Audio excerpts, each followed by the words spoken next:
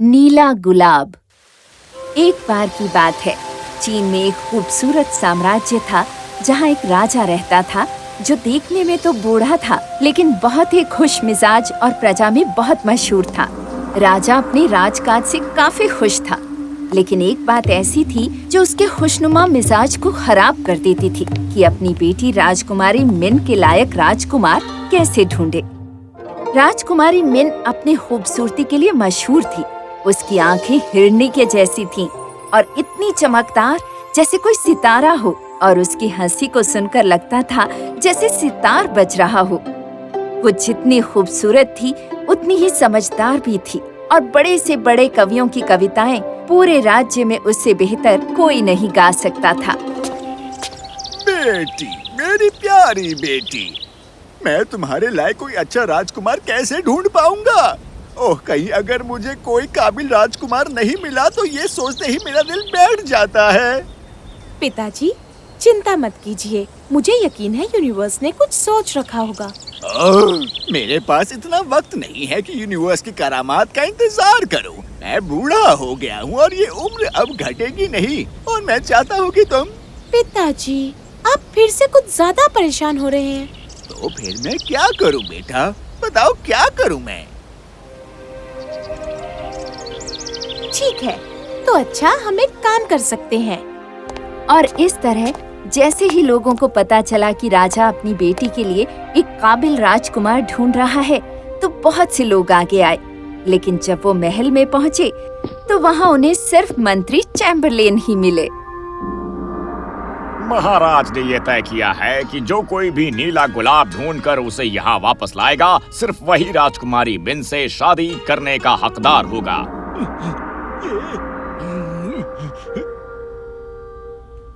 नीला गुलाब? ये नीला गुलाब क्या है? अब ये हम कहाँ से ढूंढ कर लाएंगे? ये आदेश सुनकर सभी लोग चौंक गए। बहुत सारे लोगों को लगा कि महाराज की ये शर्त बहुत अजीब है, और इस वजह से उन्हें लगा कि वो कभी भी राजकुमारी का हाथ शादी के लिए नहीं मांग पाएंगे। उनमें से कुछ लोगों ने इस शर्त को पूरा करने की कोशिश की और नीले गुलाब की तलाश में निकल गए। उन्हीं में से एक आदमी का नाम था टी यंग, जो एक व्यापारी था और बहुत ही अमीर भी। वो शहर की सबसे बड़ी दुकान में जा पहुंचा। मुझे एक नीला गुलाब चाहिए जो सबसे बेहतरीन हो। माफ कीजिएगा सर, पर मेरे पास नीले गुलाब नहीं है। मेरे पास बहुत सारे लाल गुलाब हैं, सफेद हैं, गुलाबी हैं और पीले गुलाब हैं, पर नीला गुलाब नहीं है। मुझे नीला गुलाब चाहिए। मुझे वो हर हाल में चाहिए, चाहे तुम कहीं से भी लेकर आओ, समझे? मैं 2 दिनों के बाद यहाँ फिर से आऊंगा, और अगर मुझे मेरा नीला गुलाब नहीं मिला तो मैं तुम्हें हमेशा के लिए जेल में बंद करवा दूंगा। डर कर दुकानदार सीधा अपने घर पहुंचा और पत्नी से कहने लगा कि वो बर्बाद हो गए हैं। पर जब उसकी पत्नी ने अपने पति की बात सुनी तो वो मुस्कुराई और कहने लगी, चिंता मत करिए जी, अगर हमें नीला गुलाब नहीं मिला तो हम बना देंगे। आप जल्दी से केमिस्ट के पास जाइए और उससे ऐसी डाई मांगिए जिससे सफेद गुलाब नीले गुलाब में रंग जाए। तो अगले ही दिन दुकानदार केमिस्ट की दुकान पर पहुंच गया और वो डाई खरीदने लगा। केमिस्ट ने उसे एक नीले रंग की डाई की बोतल दे दी और उसे बोला कि सफेद रंग का गुलाब लेकर उसे इसमें भिगा देना तो वो नीला हो जाएगा। जैसा उसने कहा, दुकानदार ने वैसा ही किया और सफेद गुलाब नीले गुलाब में बदल गया। अगले दिन जब टी यंग दुकान पर आया तो उसने बड़े गर्व से नीला गुलाब उसके सामने रख दिया। बहुत बढ़िया। अब मुझे जल्दी से महल की तरफ जाना चाहिए और इसे राजकुमारी को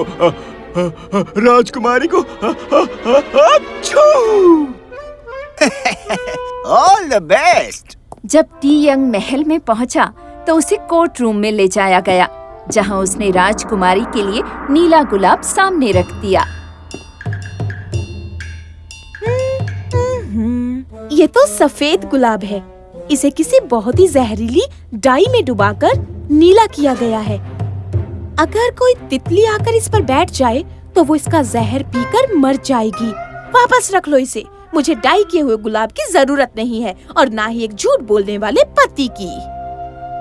टी यंग ने शर्म से अपना सिर झुकाया और महल से चला गया। और दूसरे लोगों ने भी नीले गुलाब के लिए कई हथकंडे अपनाए। कुछ लोग दुनिया के दूसरे कोने तक इसकी तलाश में निकल गए, तो कुछ लोगों ने जादूगरों और ज्योतिषियों की मदद ली। लेकिन आखिरकार सभी लोग नीला गुलाब ढूंढने में नाकाम रहे। आखिर में जब और कोई भी इस शर्त के लिए तैयार नहीं था, तो लॉर्ड चीफ जस्टिस महल में पहुंचे, जिनके हाथ में सिलिकॉन कुशन था, जिस पर एक बहुत बड़ा नीलम रखा था, जिसे तराश कर हूबहू एक खूबसूरत गुलाब की शक्ल दी गई थी। महाराज, मैं आपके लिए लाया हूँ नीला गुलाब। राजा ने अपनी बेटी की तरफ मुड़कर देखा। आज लॉर्ड चीफ जस्टिस तुम्हारे लिए तुम्हारी पसंद का नीला गुलाब लेकर आए हैं। क्या इन्होंने तुम्हारी शर्त पूरी कर दी? राजकुमारी ने उस कीमती नीलम को अपने हाथ में उठाया और देखने लगी। हाँ, देखिए, ये तो गुलाब है ही नहीं, ये तो एक नीलम है। मुझे कीमती चीजों की जरूरत नहीं है। माफ कीजिए लॉर्ड चीफ जस्टिस, पर मैं इसे नहीं रख सकती। लॉर्ड चीफ जस्टिस शर्मिंदगी से सिर झुकाकर वहां से उदास होकर चला गया। कई महीने बीत चुके थे और अब कोई भी राज्य में नीले गुलाब को ढूंढने की कोशिश नहीं कर रहा था। एक दिन राजकुमारी मिन, जो अक्सर राज्य में भेष बदलकर एक आदमी के रूप में गश्त किया करती थी, उसने एक आदमी को उसकी पसंदीदा कविता को गाते हुए सुना। उसने एक नौजवान को गाते हुए सुना जो अपने एक तार वाले सितार के साथ गा रहा था। हाँ, जब शाम ढली और मैंने भी नदी को पेड़ों के पीछे से देखा, शाम हुई हवा भी चली पर न ओस दिखी न कुएं में पानी। राजकुमारी मिन अपने आप को रोक ही नहीं पाई और उसके साथ गाने लगी। जब उलझी घास की पत्तियों से नदी पार कर पक्षी उड़कर आया, तभी नदी की गहराई का मुझे आसमानी सुंदर नीला रंग नजर आया।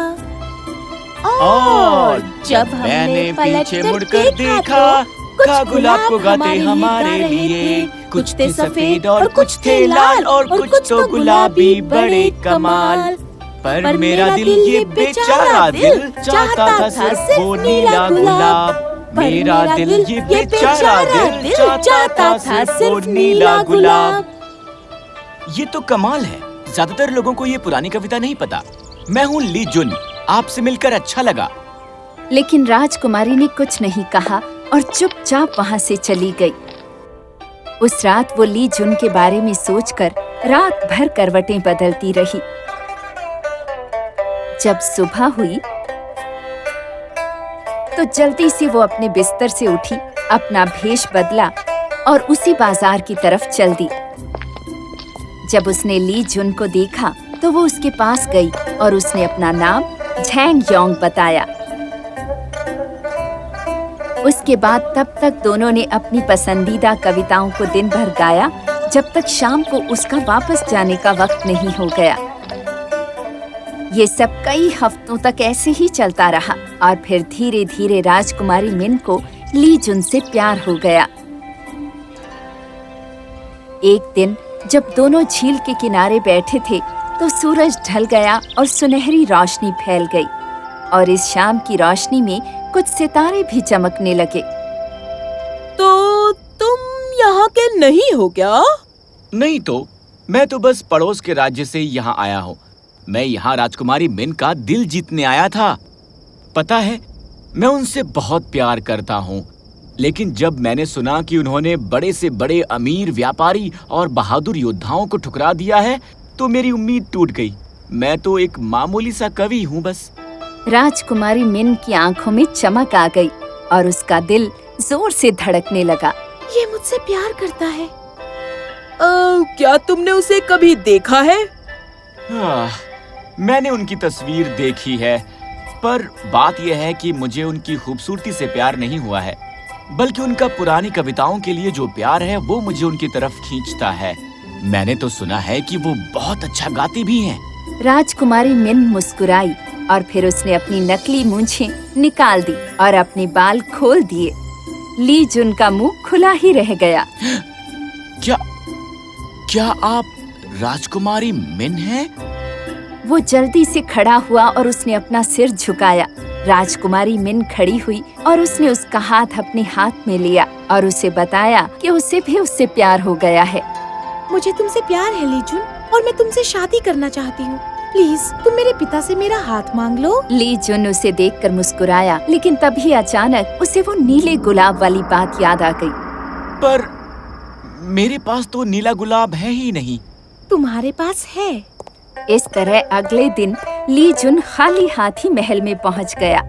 राजा भी उसके खाली हाथों को देखकर सोच रहा था, लेकिन उसने इस बारे में अपनी बेटी को ही बोलने दिया। बेटी, ये जो कवि है जो यहाँ खाली हाथ आया है, कह रहा है कि इसके पास नीला गुलाब है। आप मेरे लिए आज यहाँ क्या लेकर आए हैं सर? हाँ, जब शाम ढली और मैंने भी नदी को पेड़ों के पीछे से देखा, शाम हुई, हवा भी चली, पर न ओस दिखी न कुएं में पानी। जब उलझी घास की पत्तियों से नदी पार कर पक्षी उड़कर आया, तभी नदी की गहराई का मुझे आसमानी सुंदर नीला रंग नजर आया।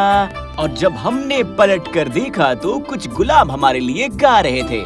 कुछ थे सफेद और कुछ थे लाल और कुछ थे गुलाबी, बड़े कमाल। पर मेरा दिल, ये बेचारा दिल, चाहता था सिर्फ नीला गुलाब। पर ये दिल समझ गया है कि तुम ही हो इसका नीला गुलाब। हाँ, तुम ही हो इसका नीला गुलाब, तुम ही हो इसका नीला गुलाब। राजकुमारी मिन, आप ही वो नीला गुलाब हैं। मेरे लिए तो आप ही हैं। क्या बकवास! बेटी, ये क्या कह रहा है? पिताजी, ये सही कह रहा है। नीला गुलाब कोई असली गुलाब नहीं, बल्कि मेरी पसंदीदा कविता है। ली जुन ने शर्त तो पूरी की ही है और मेरा दिल भी जीत लिया है। क्या? राजकुमारी मिन ने अपने पिता को बताया कि कैसे वो ली जुन से पहली बार मिली थी और उससे प्यार कर बैठी। क्या? मैंने आपसे कहा था ना, यूनिवर्स ने कुछ सोचा होगा।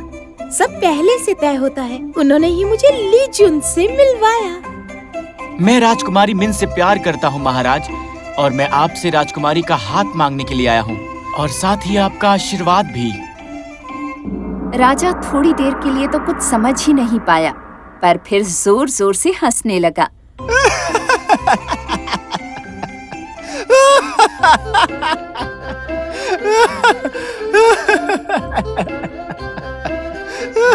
इस तरह राजकुमारी मिन और ली जुन की शादी बड़ी धूमधाम के साथ की गई और राजा अब पहले से भी कहीं ज्यादा खुश था। वो सीख चुका था कि ऐसी बातों के बारे में सोचने का कोई फायदा नहीं जो हमारे हाथ से बाहर हों, और उन्हें यूनिवर्स पर छोड़ देना चाहिए, क्योंकि यूनिवर्स ने हमारे लिए कुछ न कुछ सोचा ही होता है।